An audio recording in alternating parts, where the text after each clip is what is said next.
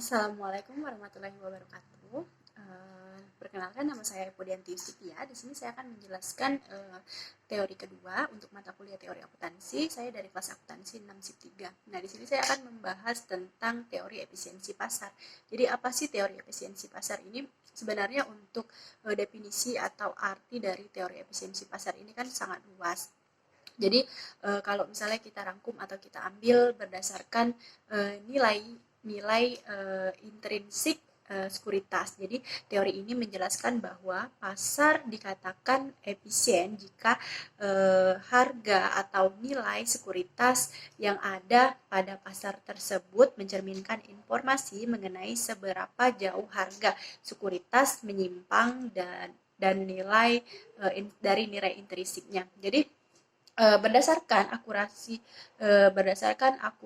dari ekspektasi harga. Jadi teori ini menjelaskan bahwa pasar itu dikatakan efisien jika harga atau nilai sekuritas yang ada pada pasar mencerminkan secara penuh dan karakteristiknya dan ketersediaan informasi itu sudah tersedia.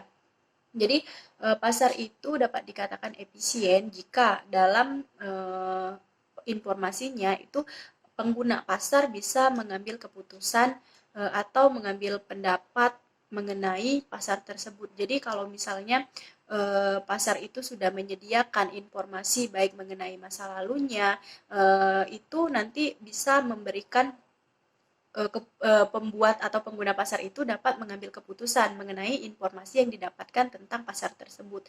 Nah, jadi pasar yang efisien itu di sini kan efisiensi pasar itu dapat kita lihat dari sudut keputusan. Nah, jadi yang pertama tadi saya sebutkan bahwa pasar itu dapat dikatakan efisien jika keputusan dapat diambil dari atau disimpulkan dari kemampuan pelaku pasar dalam mengambil keputusan. Nah, keputusan ini didapat berdasarkan semua informasi yang ada di pasar tersebut. Jadi di atas tadi kan sudah banyak nih beberapa definisi mengenai teori efisiensi pasar. Jadi pasar yang efisien itu jika pengguna pasar atau pelaku pasar ini dapat mengambil keputusan berdasarkan informasi yang ada di pasar tersebut. Yang kedua, pasar dikatakan efisiensi jika terdapat ketersediaan informasi dan efisiensi secara informasi belum tentu efisien secara keputusan. Nah, jadi kan dalam informasi atau teori yang terdapat dalam definisinya tadi, jadi banyak sekali sebenarnya yang mempengaruhi baik dari pengambilan keputusan, karena jika pelaku pasar atau pengguna pasar itu dapat mengambil keputusan, berarti kan informasi yang disediakan oleh pasar tersebut kan sudah memenuhi kriteria sehingga nanti seseorang bisa mengambil keputusan bahwa pasar ini efisien atau tidak. Nah, sebelum melakukan atau terlibat dalam pasar, itu kan kita harus mencari tahu dulu pasar yang seperti apa yang akan kita gunakan atau pasar yang bagaimana sebenarnya yang kita butuhkan untuk menjalankan kegiatan kita. Jadi pas efisiensi pasar ini bentuknya itu kuat.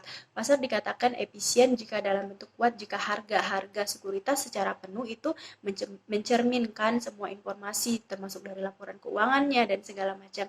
Nah, ada juga efisiensi pasar yang berbentuk lemah. Pasar dikatakan pasar efisien dalam bentuk lemah jika harga-harga dari sekuritasnya itu tidak secara penuh mencerminkan informasi masa lalu. Informasi masa lalu ini tuh merupakan informasi yang sudah terjadi ya. Jadi informasi yang sebelumnya itu sudah pernah terjadi di pasar tersebut. Jadi banyak sekali sebenarnya yang perlu kita ketahui untuk mencari tahu sebenarnya pasar ini efisien atau tidak, mulai dari dilihat dari bagaimana cara pengambilan keputusannya. Sebenarnya pasar ini termasuk pasar yang efisiensinya lemah atau yang kuat. Jadi kalau pasar yang lemah tadi itu dia tidak menyediakan sebenarnya tuh apa aja sih informasi yang ada di masa lalunya. Kalau misalnya dia kuat itu pasar itu menyediakan semua informasinya mulai dari laporan keuangannya itu semuanya lengkap sehingga nanti pengguna pasar dapat mengambil keputusan yang dimana dapat dikatakan bahwa pasar tersebut merupakan pasar yang efisien.